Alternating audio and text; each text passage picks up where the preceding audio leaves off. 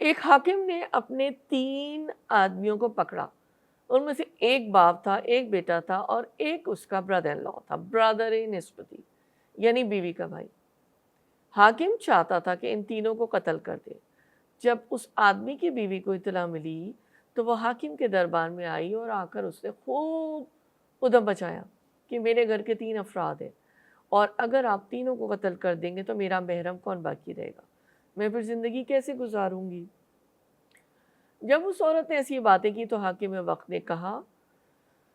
اچھا تم ان تینوں میں سے ایک کو چن لو، میں اس کو قتل نہیں کروں گا، باقی 2 کو قتل کر دوں گا۔ اب لوگ یہ توقع کر رہے تھے کہ یہ اپنے بیٹے کو چنے گی، کیونکہ ماں بیٹے کا رشتہ ایسا ہوتا ہے کہ ماں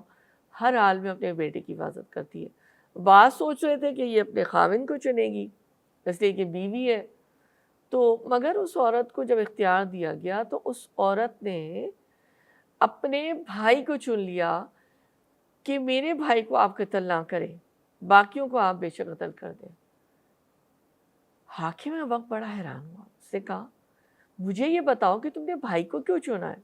اور باقی 2 کو کیوں نہیں چنا؟ تو اس عورت نے جواب دیا میں جوان ہوں، اگر آپ میرے خاوند کو قتل کر دیں گے تو اللہ تعالیٰ میرے لیے ایک دوسرا رشتہ بھیج دیں گے اور میں دوسرا نکاح کر لوں گی، اللہ مجھے ایک خاوند دے دیں گے، اور اگر اللہ نے مجھے دوسرا خاوند دیا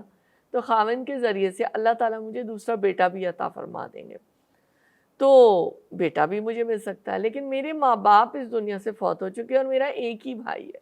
مجھے کوئی دوسرا بھائی نہیں مل سکتا، اس لیے میں اپنے بھائی کو چنتی ہوں۔ اور اس عورت کی اس بات کا حاکم وقت پر اتنا اثر ہوا کہ اس نے تینوں آدمیوں کو معاف کر دیا اور قتل کا حکم واپس لے لیا۔